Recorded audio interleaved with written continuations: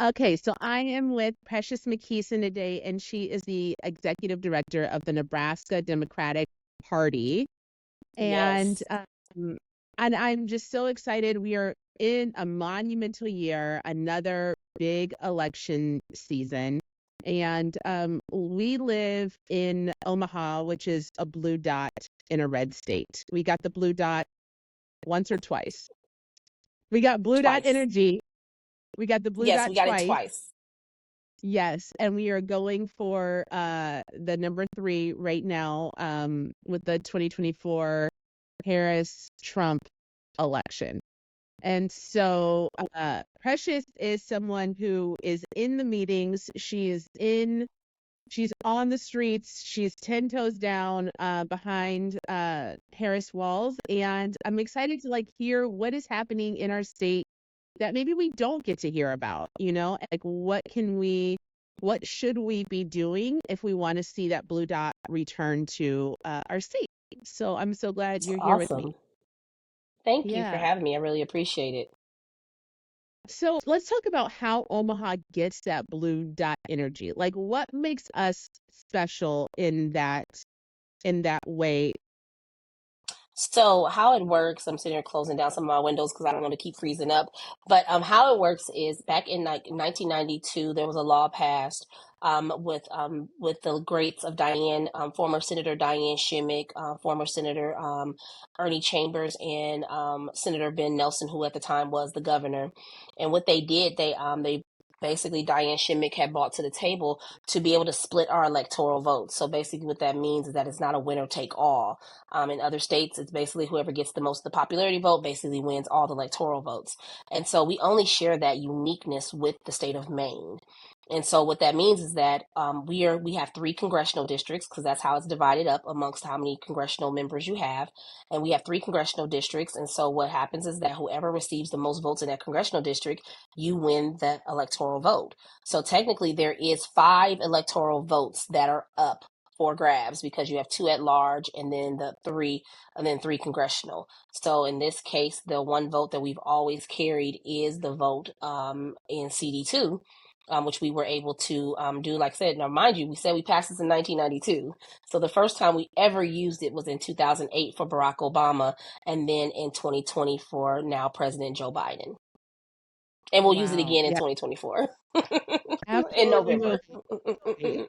I'm feeling it. I'm driving around, I see the blue dots and just like the energy feels so different. The energy feels different this year than it did in 2020. I think for a lot of reasons. I just feel like I'm excited again. I have had my head buried basically since 2016. 2020, hmm I was occupied, as most people were, with the pandemic, with people that we know losing their lives, being hospitalized. I had a brand new hmm baby. So I was just like, obviously, like, I hope this works. Here's my vote. Do what you need to do.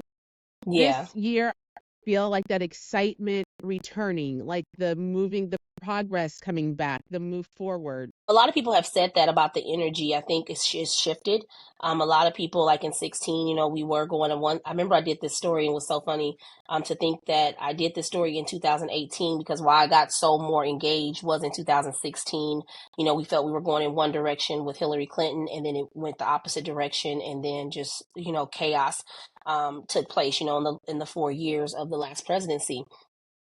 And so now to know that we're in 2024 and we have really changed the dynamics. I mean, we went through a pandemic, we went through some serious crisis. We continue. I mean, every day is not perfect. And so for the energy to be shifting, but I also see the energy shifting with our young people.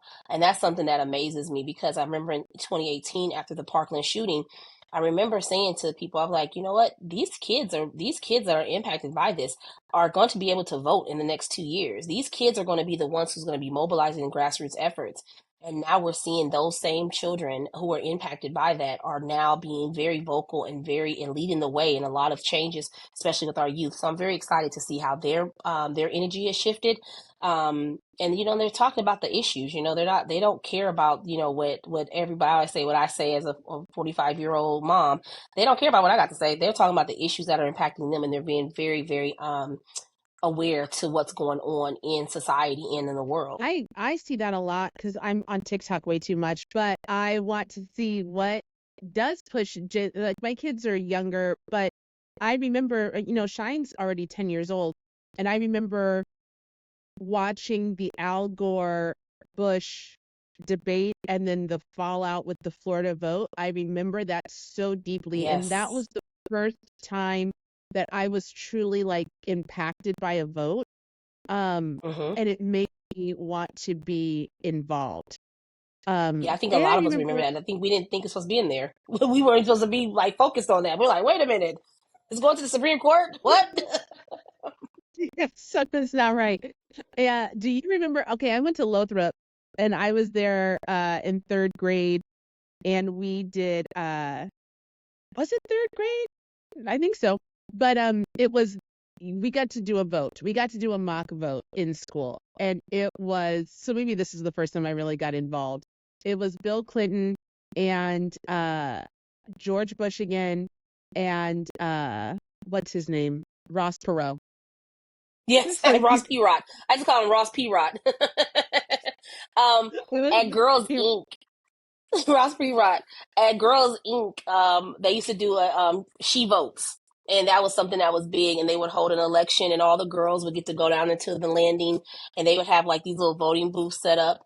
And actually, I think that's how Simone Sanders got it because they called her Donna Burns. That was her name, and that's how Simone got really engaged because she used to run. She did. She when she was a student, and people laughed because I'm like, yeah, she was one of our girls at Girls Inc. when I was working there, and she was like the president of Girls Inc. Like it was like it was too Perot. funny. Um, but yeah, the girls got involved in politics, and they would go down and cast their votes down there, and it would be so cute because I mean, it's not like they didn't know, but now you see the girls like my daughter at the age of 20, she was like, oh yeah, I remember we did She Votes. We used to go vote all the time at Girls Inc.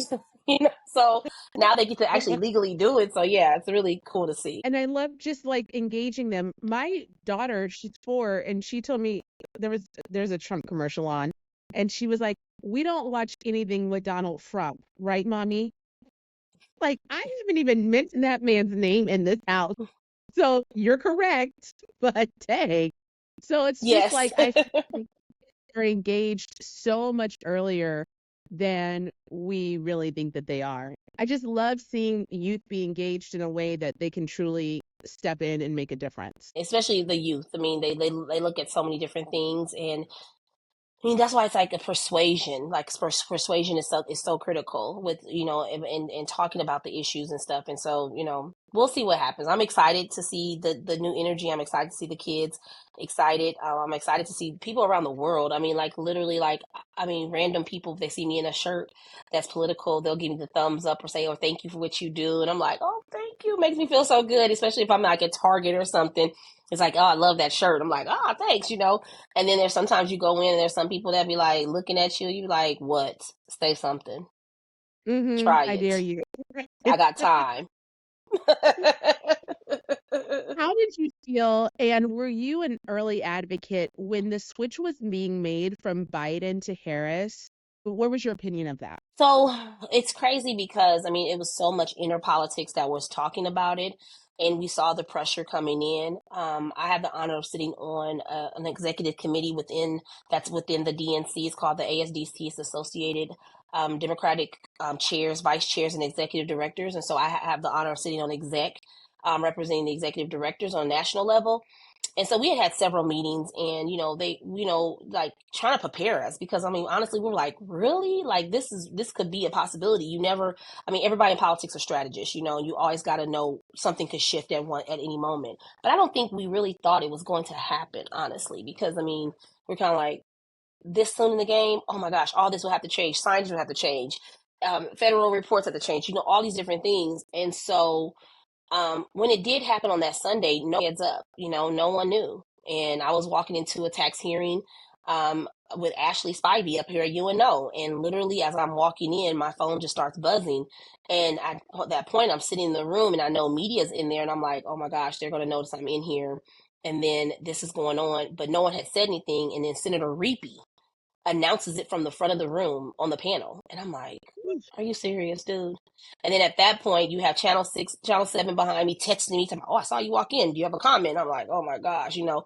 And so at that time, you know, it was a lot, you know. And, you know, I love President Biden, you know. I've had the honor of not only, you know, casting the electoral vote for him in Nebraska, but also had the honor of being one of his political appointees and working for the administration in DC.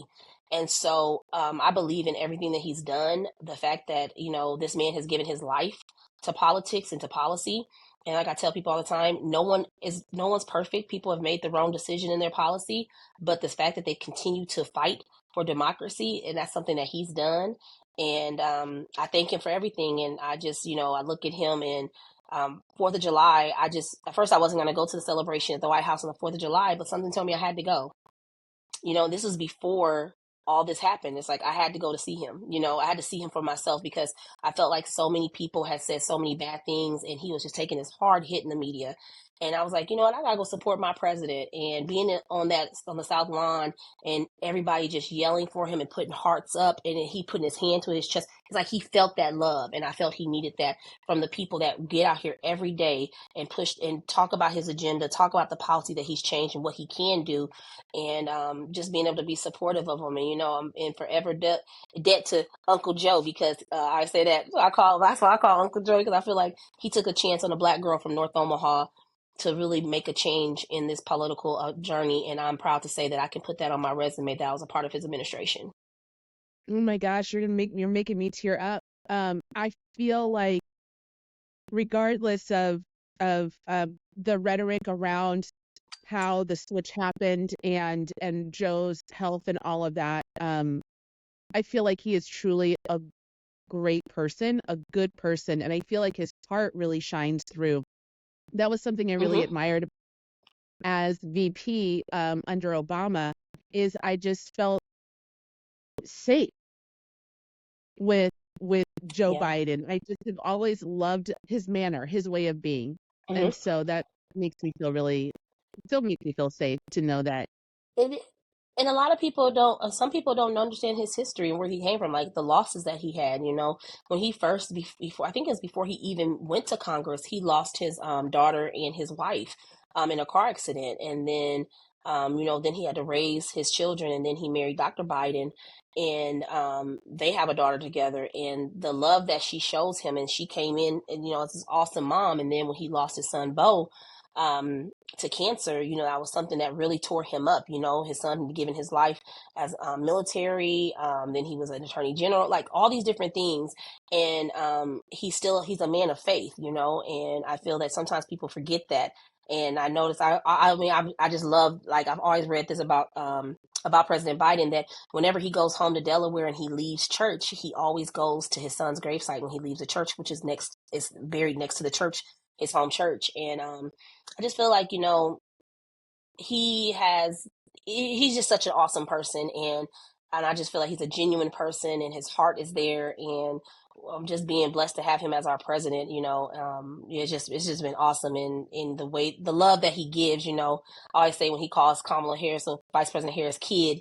You know, it's that they always call us that. You know, it's always calling the young person, hey kid. You know, I get called by that by Senator Kerry sometimes, or Senator Ben Nelson. They'll say, hey kid, how you doing? And I don't take it personal. You know, Yeah. they have a heart of gold, and they're really thinking about the work that, you know, we do. And so yeah, we just really love them dearly. I love bringing up Senator Nelson, Senator Kerry. These were the people who shaped our political views, you know, when we were in grade school. I remember Governor Nelson being in office. I remember Governor Kerry being in office. And it's it really does show like how Nebraska can and does have a history of bipartisan politics. It really does show that like Yes. we have this history of working together back when that was in style, right? Mm-hmm. Reaching Yeah. aisle and like, I mean, and we still have that. I think we still have that, and we see that in many Republicans now. We just have so much hate that's come by one person, and I think one person has caused so much discord in within politics that you know these people are like this because I mean you can go to think I would say what's his name, South Carolina, Lindsey Graham. Is it Lindsey Graham? Yeah, yeah, one of them. Yeah, I think it's him.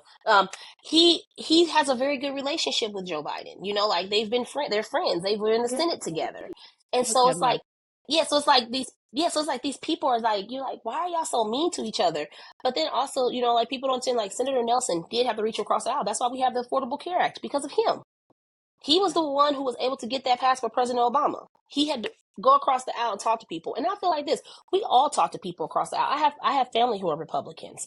I have friends who are Republicans, and I just tell them all the time, like, we can agree to disagree, but at the end of the day, we want the same thing.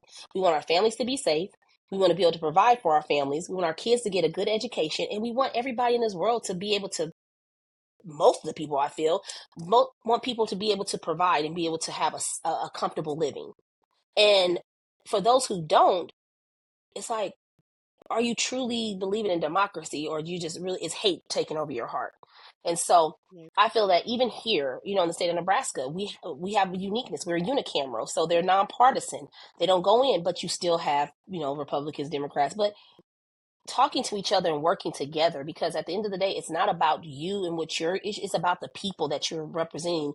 And once you become, and this is something I tell people all the time, once you become an elected official, your constituents are not just Democrats or not just Republicans. Your constituents are anybody that is in the area that you represent. So you have to represent those people no matter what. yes, yeah. What is it like for you, and how does this inform your job, to be running the Democratic Party in a red state and working with a Republican mayor, working with a Republican governor? Like, what are the challenges, and what's something that maybe has like surprised you positively, if Well, anything? I'll say this: I don't work with Governor Pillen. Um, No, but I respect. I always respect the person who is an elected official. I don't have to agree with you. I will say it is very hard, especially for a Black woman, being in this space, because I mean, everybody doesn't think that, regardless of what party affiliation, some people still don't feel like a Black woman should be able to do this. But I have an awesome chair in Jane Klebb, who's the state party chair, and she is the most supportive chair ever. I get to work with all the chairs across the United States and our 7 territories, and I will say that they will tell you, like, they were like, you and your chair are the closest. Like, wow, y'all share Airbnb together when y'all travel. That's how. They're like, wow. They was like, it's like, how do you talk to your chair? I talk to my chair every day. They're like, what? Um, but working in dealing with, the different people and the different dynamics, it's easy for me, especially when I put on my other hat as a neighborhood.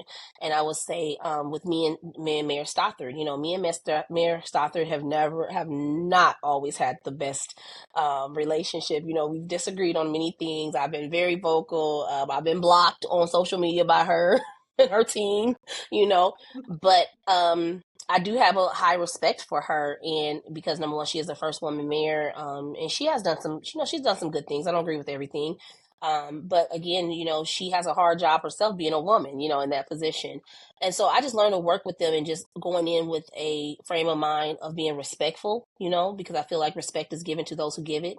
So I'm always being respectful, but once that energy changes, I'm matching your energy, 100%. Yes. I'm gonna match that energy. I think, last year I had the honor, with my neighborhood hat on, to do the Bud Crawford parade, to be the lead person on the parade. And worked with a group of people, in that, who planned that whole celebration. And the mayor's office was very, very much so, you know, really supportive of me leading that effort, and I was very blessed to do that. And so, um, you know, I see her, I speak to her, when I see her.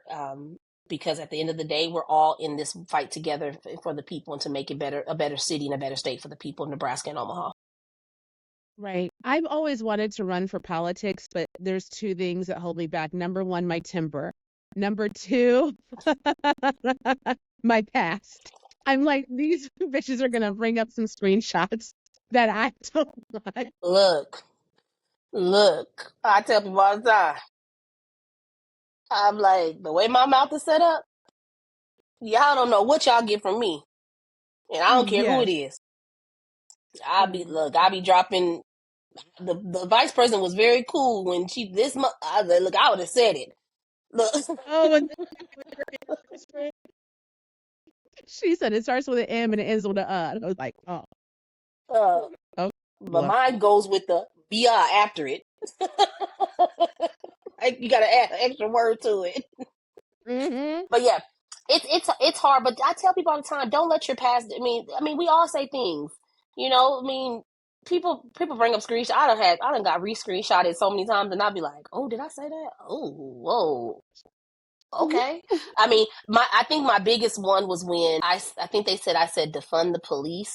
I think they said I said that, but I Yeah, didn't say defund the police. Like I've always told people, I support the police. I support the police. There's good cops and there's bad cops. People who should not be on the force. In the same way that I want my family to come home every night, I want every police officer to go home to their family every night. So, yeah, they always try to make it seem like we're anti-police. I'm far from anti-police. My grandfather was a Chicago police officer for many, many years, and yeah, I have respect, and I just feel like there are people who don't need to be police officers, but there also people need to go home to their families the same way that people that you stop and people who are being um, no knock warrants. yeah. People should be alive. People should not, we have a way to uphold that, and I think that should be a clear across the board.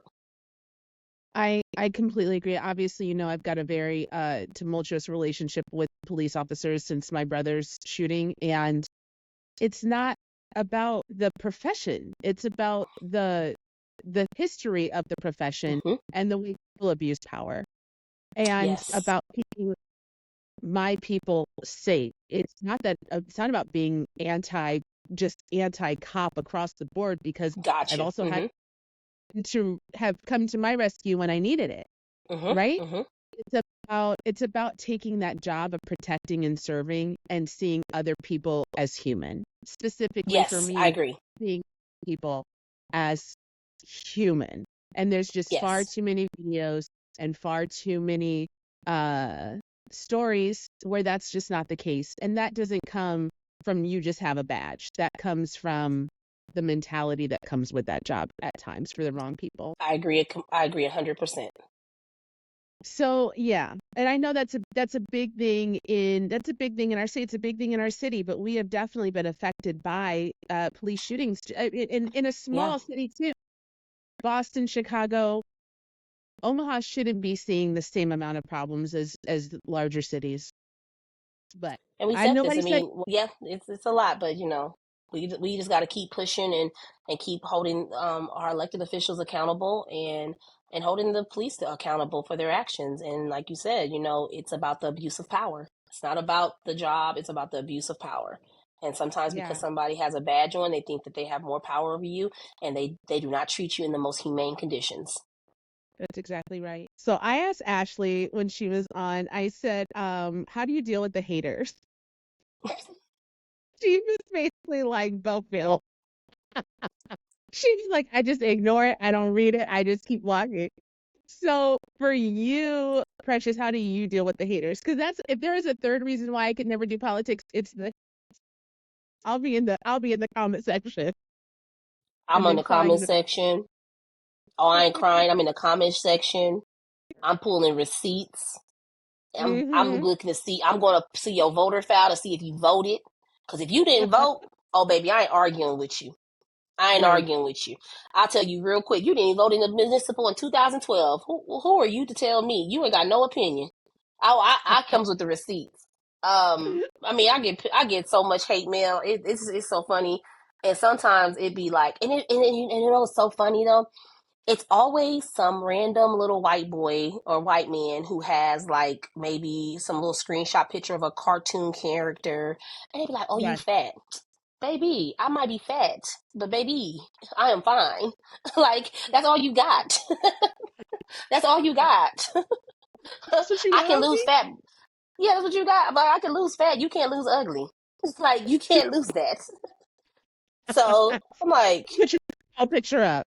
You don't even have a right. picture in your profile, so They be like, oh my God, it's so fun. I mean, the things that they say, but I always tell people this, and I say this all the time, and I say this to any candidate running. I'm a firm believer. Our children did not sign up for this. Now, if you want to see me lose it and go to another side and can't, and it's gonna take the pastor himself to call to pull me back. right. Because that's the closest person to God to pull me Yeah. back, pull my kid into something, Mm-hmm. pull my kid into something, baby. It's no turning back. Like this can go Right. wherever. Because I tell people all the time, keep my kid out of it, and I tell that to anybody. Once you go that low, game We're over. done. Because now Right. I'm ready. I'm ready. I'm with, as they would say, I'm with the shits. Yep. 110%. And that's the other. How is Taylor? This is second year college Third year. She's a already? junior. Yes. I feel like Yes. she just Me I too. feel like I'm like, she's literally like, we were talking today. She's like, oh my gosh, mom, I have to get my resume together because I got to start doing internships and stuff. I got to get prepared. And I'm like, oh my gosh, she's already preparing for graduation and already preparing to go to grad school. So yeah, what is she looking to do? she's a psychology major, psychology with a minor There in you criminal justice. Hmm. Yep. Oh, she's gonna be a crime solver. Yeah, she's. I honestly feel like I see her in public health. Honestly, because she's doing some stuff with IB Black Girl and Power to Decide. I do see her possibly going into some type of public health. I don't know what it's going to be, but it's just interesting to see her evolve. Because she was such this quiet kid and really kind of just really never really like she never gave me any problems, and she was just always like, oh, I want to do this. And so just to see her evolving into the young woman that she is, I'm just excited to see where she goes. That you say she's going into public health, and I'm like, oh my God, she's gonna have a podcast. I'm like, she's gonna do crime junkie podcast. I don't, you know what? It wouldn't surprise me, but she's just like, say, she's so quiet. Like, she's like my little introvert, like, I mean, if I see her in a podcast, it would shock me because she's not a public person. Yeah. She likes to solve things for people, and she likes to be that helper. She's worked at Girls Inc. and Boys and Girls Club, and she loves the kids. But I think she also noticed that working in those sectors with kids, she's always been concerned about how do we prevent kids from continuing the trauma or continuing the generational stuff that follows them. And so she's noticed that with kids. And, so I think that's something she wants to go into. But it wouldn't surprise me. Like, I could see her out here really advocating for these babies and making sure that, they have some good programming out here. Oh my God, well, there's such a huge need for that. And something that I've been like personally dealing with. I went to a therapy retreat. I talk about it like every show, but I went to a therapy retreat for a week. And I'm someone who had, first of all, I was raised, and I should be a stereotype, right? I'm raised in North Omaha with a single mother on public assistance, yada yada yada. Like everybody tells you how that's supposed to make you be, right? And that's Hmm. just not reality. That's just not reality. But there is a level from everyone of childhood trauma, of Hmm. childhood something that happened to you or that you saw or experienced that you carry with you through life. And so understanding from an early age, like how that affects children can absolutely just change the course of their lives if there's a way Yes. to intercept, right? Or a way to look at like, oh, this is how this environment even is affecting this population. How can we circumvent that to create more success stories? I think that's so freaking Yes. beautiful. Yeah, it is, and I always give Taylor the example when I was growing up. I mean, I went to Central Park Elementary. I grew up on 45th and James, with a single mom, And I remember like losing friends in sixth and seventh grade due to gun violence and stuff. And I remember telling Taylor, like, we had like certain teachers that just took us in. Like, I remember my sister had a teacher, Miss Persh, and Miss Persh would come pick up my sister and a few other students every weekend and take them like outside of their community to like Chuck E. Cheese and do like different things. And then I was fortunate to have four Black women as teachers through from kindergarten up until sixth grade. And then seventh grade, I had Elena Bass Harvey, who was my assistant principal. But all those women took an interest in me and really like poured something into me when I was growing up, and always kind of like, had my back, always taught me different things Yeah. like, okay, this is what you do, this is what you don't do.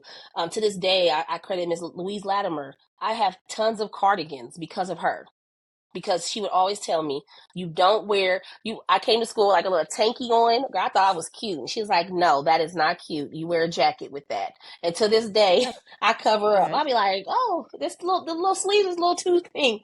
But I think of her because of those things, that she instilled in me. And I wish that, I think we have a lot of teachers that still do that.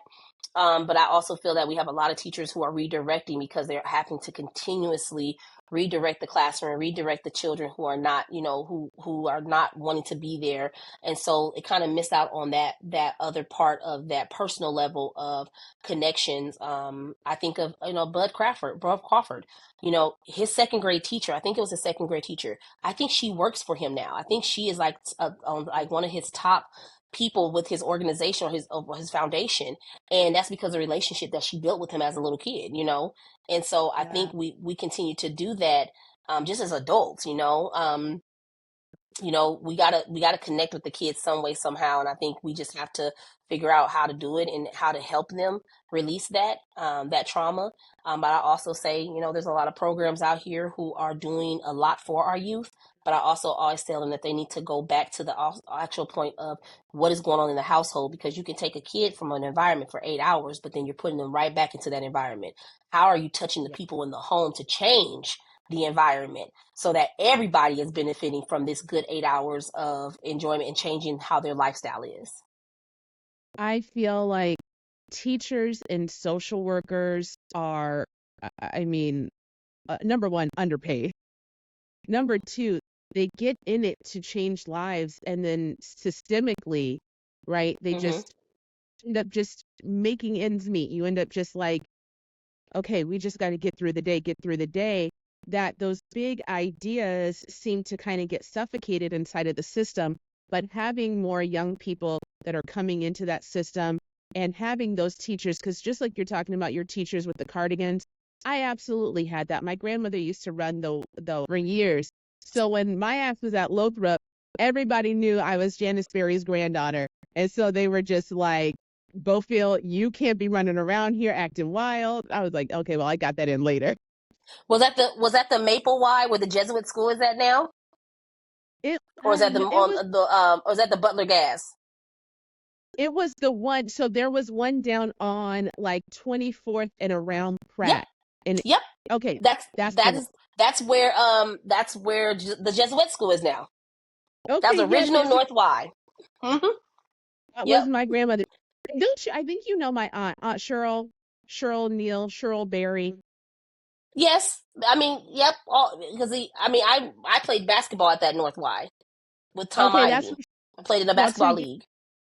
that's okay. So she was playing basketball. She's a little older than us, and but Hmm. she was basketball, and then she ended up going to Howard with a scholarship from. She's 5'4". But yes, but I think that that's something really beautiful about North Omaha is just the amount of mentorship and the amount of people who are looking out for you. Yeah. Especially who grew up down there and like they know your people. It's like Yes. I don't know that anywhere Can't do else. nothing wrong. Mm-mm, can't do nothing wrong. And with some child, I was like, I know your mom. And they're just like, Yes, I all see you. eyes. Okay, so Kamala, Doug, have you met Doug? I need to know more about him. Yes. Oh my gosh, I love Doug. I love him. He's so sweet. So he's been here 3 or 4 times. And so the first time I met him was in 2020. and he came, and the crazy thing was him and Dr. Biden. And I never forget, before they come, we always do like a briefing, before they come to do a visit. And it's normally, with the team. And, you didn't know that. And here he comes in the call, he has on a whole hoodie, and you're like, oh, hello, second gentleman. SG, like, hey. And so he's very engaged in all of his political outreach. That's what I love about him. Like he really knows what's going on in the states that he travels to, and he watches. And so the last time that we did a briefing, we did it. It was in his office, and it was on Zoom. And I come on, he's like, "Hey, Precious, how are you doing?" And I'm like, "Oh, I'm doing good, sir." Da da da da da. And we're just talking. And when I went for Christmas, I went to the vice president's Christmas party, and I took my sister for the first time with me to an event. And so as we take our official picture, and as we're walking away, he asked me, he was, Precious, how's your mom doing? And man, that just really teared me up. Like it touched me, because did he not know, but that Saturday, my mom had a heart attack, and she was in the hospital. And she has still like pushed me to come to DC because she wanted my sister to be able to experience, this moment with me. And so when he asked me that, I just said, "Sir, she's doing good." I said, "But she is in the hospital right now. Please keep her in prayer." And he said, "I will." And I walked off, and that encounter, um, really made me think, like, you travel around the world and you meet so many people, and for you to remember when you met my mom when you came to Omaha, and it was like a brief moment, when I introduced my mom, and for him to just take that time to ask me how my mom was doing, it meant a lot to me. And so he's a very special person also when it comes to this world of politics, because remember, he wasn't a politician. Yeah. He was an attorney. So he's very hands-on, and he has awesome staff, and yeah, he's an all-around great individual. I was hoping to hear that because I just think he's adorable. I love his support for his woman. I love his kids. And he Hmm. was funny when he was younger. These old pictures of Doug. I'm like, hey, Doug. But also, I feel tell people, I'm like, y'all better quit coming for Kamala, because that husband, he don't play about his wife. Like, and then when the That's ex-wife came in, I said, yeah, y'all better quit playing with her, because the husband ain't no joke. He gonna get y'all. So he yeah, but does yeah, pick. he's a good person. Have you met the other side? Have you met JD Vance? No, and never will I. Yes. I've One never thing met he any does. of them. Yeah. Okay. I didn't think so. But it's like, I don't know, like when you guys Mm-mm. get into those like higher level parties, like are people mixing and matching or They what don't are they? come. They don't be coming. Yeah. I They didn't don't think come. so. And I did run into like the person that, there's a few people in this world that I would say I wanted to run into. Well, there's three people that I wanted to run into, and I still do. It's two of them I can still do, but the other one I already ran into. So the first person I ran into was Marjorie Taylor Greene, and it took everything for me not to say what I wanted to say to her, because we were in a public setting, and cameras like to flip out, and so she kind of looked, and I was like, ugh, like, Mm. I kind of just made that face, like, ugh, and so kind of go on. But then there's two people I want to run into, and I want to run into them at Whole Foods, because I'm gonna give them a piece of my mind at Whole Foods, and that's Candace Owens and Megan McKay. Okay. Candace Owens, I just have to block out that she exists.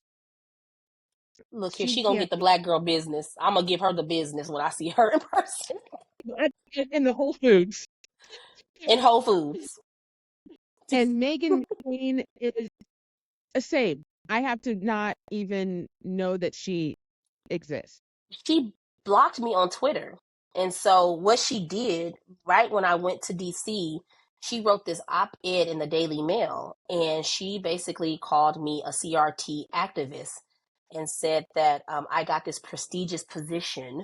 Biden gives the CRT activist this prestigious position. And I'm like, girl, where you get that from? Like, and then I I went mean, back to where, yeah, she didn't know what she was talking about. She went back to a comment that myself, Dulce Sherman, and another individual had made when Jim Pillen, then Board of Regents, was trying to do his little DEI thing and his little thing, and they were doing the different talks about it, and so she went off that, and so it's like, so I tagged her. I said, I went to Twitter. I said, next time you put me in an op-ed, make sure you tag me because you don't know nothing about me. Little do you know, I'm sitting in a cubicle every day with a mask with no windows.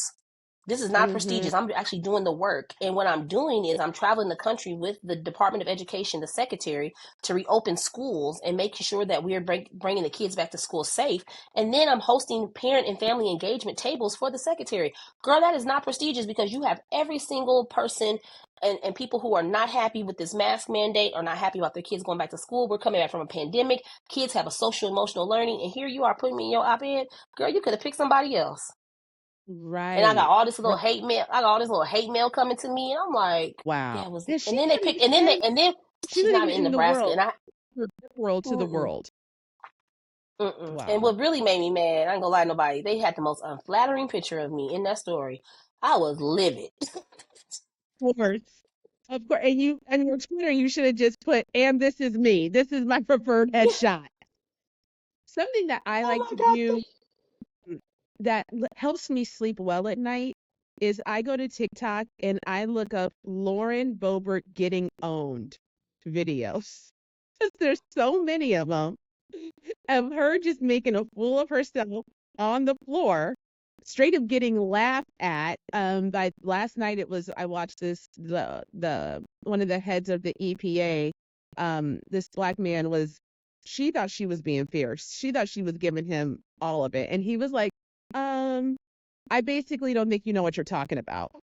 It's just like, get her, get her. I would, I would love to be the person that they are, when they be in the little in their rooms and they be asking all the questions, because I'll be like, girl, you stupid. You don't know what you're talking about. Like I would, that would be my sign. That would be what I would say every single time. It's I like would you, fact and check she her just, every single time. and then I think her and Marjorie had a little falling out, like they were friends and then they were fighting. I'm just like, you, both of you are a mess, just a mess. Both of you crazy. Yes, just I Yeah, mean, it's just so disrespectful. It's disrespectful to your the position. get to your I agree. position. It's just disrespectful. It's very disrespectful. Yeah, it's because I want to look at people who are leading as leaders. I want to look at them at people who as people who are informed, and the information that you carry matters, whether I agree with it or not. hmm You're coming to the table with some truth, great. If you can just get up there and say anything, I might as well put Gigi up there because Gigi's got plenty to Yeah, say. yeah, yeah. Okay, Yeah. It's like they don't respect respect the title and respect the seat that you sit in. It is very much so a you're a congressperson. Like respect that. And they don't. do you think that we'll ever have a Democratic governor again? Yes, I'm confident we will. I'm very confident. If you see the shift, um, I'm very confident. I say it's going to have to be who you run is going to have to be somebody that people can relate to and people who on both sides, and who can get out into this rural Nebraska and really talk to the people who are in these rural communities, because at the end of the day, the rural and urban people have the same thing in common. Only thing that's different is that they think because they live somewhere else, but it's really truly we have the same thing. We have internet issue, broadband issues. We have no hospitals in close to some of our communities. We have food insecurities. We have a lot of similarities, and I just think that people have to get out there and talk to those people who are out there and realize that you know there's change that can happen, and there's change, and Democrats can be at the head of that table. So I mean, it's happened before. I think it can happen again. What can we as Blue Dot Energy people do to get that Blue Dot back in the next 3 months? Well, I mean, we're 50 days from the election, so I need everybody to be, voting, everybody to be registered to vote, telling people why it's important to vote, getting engaged, just talking to each other, and just exercising that right. I mean, I tell people this all the time. If our vote was not as valuable as it is, why would they pass legislation to disenfranchise votes? and to just, Absolutely. to take people off the voting roll, to change, to make these voter ID laws. I mean, literally, our voter ID law that we have in the state of Nebraska really is like I can't believe it's in law, because honestly, it has nothing. It's like I just threw spaghetti on the wall and said, okay, whatever sticks goes. Because at this time, you can have an expired ID from 1960, as long as it has a picture on it. It doesn't have to be the same address where you live at right now. Right. It's like you just wanted to say that you passed voter ID. Yeah. And it's like, really? And then they're not even being forthcoming. Like I tell people all the time, if you don't have a state ID, you can go and get your state ID now for free. You just have to tell them you need it for voting purposes. But if you have a driver's license, I it's going to cancel that. It'll cancel it out. Yeah, so if you don't have these young people, some people don't have IDs. If you don't have a current ID, you can go get you a state ID. But if you have a driver's license, don't do it, because it'll cancel out your driver's license. And then if you don't have a birth certificate and you were born in the state of Nebraska, you can go to the department in Douglas County, to Vital Statistics. If you're born in Douglas County, and you can tell them, like, hey, I need my birth certificate for voting purposes, so you can get your ID, and they'll give it to you for free. Amazing. That's the one benefit from it. And so I try to tell people, get your state IDs, get that identification. They're going to pay for it. It's for voting purposes, because they passed this law. Go get your IDs, because those IDs run about $20-$25. Yeah. Yeah. So I just tell people to exercise your right, make sure you're voting, make sure you know the laws that are changing.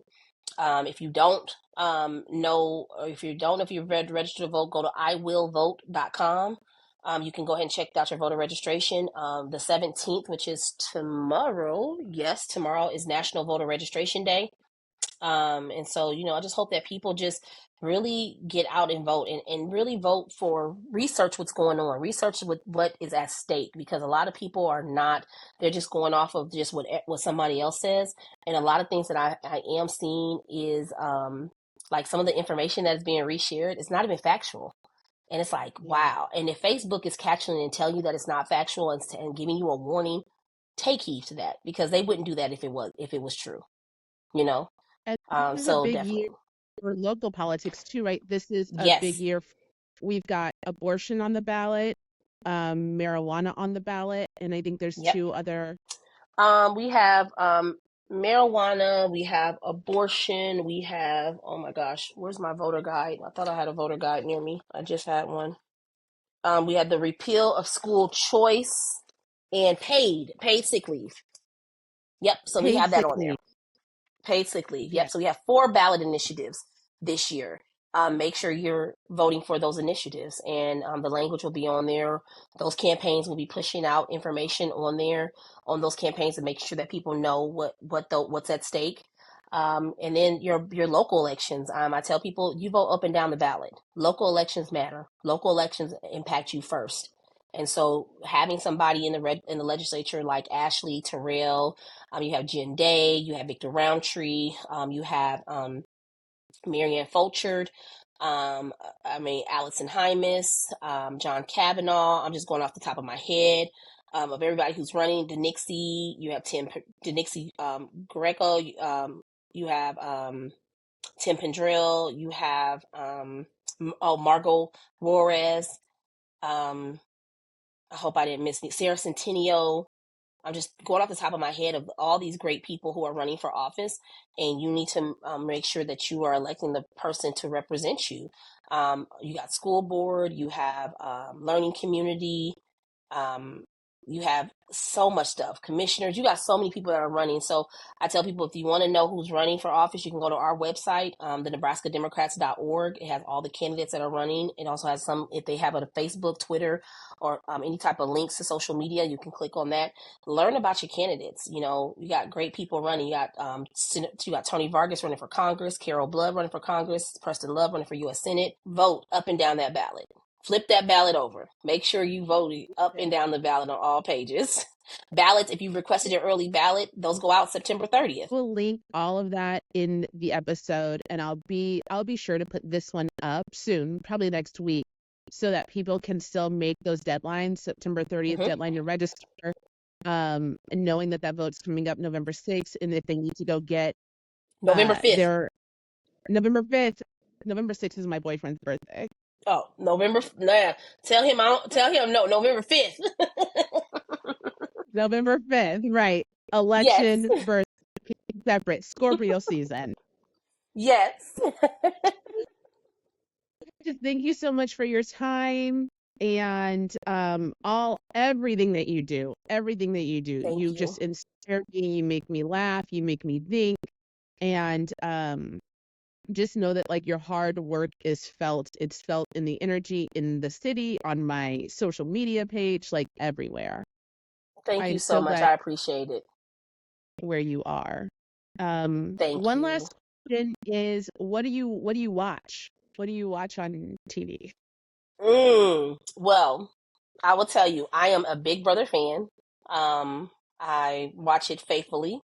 So that's one of my guilty pleasures. And then right now that it's back on Power, I think it's Power Ghost Book, whatever one is. That's something I watch. And I love another show, and people To Catch a Smuggler. What? No, wait, what? It's one of my That's favorite not, shows. Yes, is it it's To reality? Catch a Smug. No, it's like yeah, it's like a reality, but it's more like these investigative shows, and so they show people who try to smuggle stuff. It's like the customs people. You're like, get them. Is the And they're hiding in the it's, trunk. They're underneath the car. Yes. yeah, they're hiding, or they line like for instance, a suitcase, and they open it up and they line it all the way up. Or the last one that I saw was these people were coming back from I think they were traveling. Oh, maybe it was going to Africa, wherever they was going, but they had like all of these Louis Vuitton and all these designer purses, but all the purses were lined with some type of drug. And the way they did it, they kind of lined it inside of the thing. So it was just crazy to see. So yeah, I love watching To Catch a Smuggler, different things like that. And so it's like in my past life, I think I was an FBI agent. Don't tell me Democrats aren't tough on crime, okay? Because I know that we watch this so that we know what to look for when it happens. Yes. So those are my guilty pleasures. Those are my guilty pleasures. And then every night my TV's on CNN, and I really try my best to turn it off. But CNN is like one of my go-to channels. But definitely my favorite that I have to watch, and I want to watch it in real time, is Big Brother. Yes, yeah, heard. I'm a reality TV junkie all day, every day. I have not Yes. been into Big Brother, but I can be converted. Oh my gosh, I Big can Brother is like one of the best shows. I'll never go on it though because I don't want to be away from my family there. But you have to really be a strategist. You have to be able to play a mind game and get people to really believe you. And yeah, I mean, I might end up surviving. I don't know. I might could do it. Oh, and Amazing Race. Amazing Race is one of my favorite shows. That is like something that me and my sister have. We wanted to try out for it, but they're actually recording it right now. And so we knew I couldn't do it because it was during the election, and so we didn't enter in to compete because the recording is going on right now. But Amazing Race is one of my favorite shows, and anybody that I will do this in the world with would be my sister. And so I'm hoping that since we're empty nesters now, I'm hoping that one day she agrees to do the entry with me, and we go into the Amazing Race together. My sister's a kickball fanatic. She plays professional kickball, and so I think she would be a badass, and we will be able to just do some things. I'm scared of heights, so I don't know. If we'll just have to figure it out when we get there. My boyfriend and I did submit a video this year trying to get on Amazing Are you Race. serious? We never got the call back, but oh, I hope like we're gonna try out again. We're not Yes, done. I Yes, no want to high try out so bad. I would. fighters for him. I would Yep. watch See, no, I that. don't like spiders, snakes. Yeah, spiders and snakes, and I have to learn how to drive a stick shift. That's all. All right, Yes. CBS. Book Precious. Get her on. All right, babe. Well, thank you Yes. again so much. I'm gonna stop this and then just wait.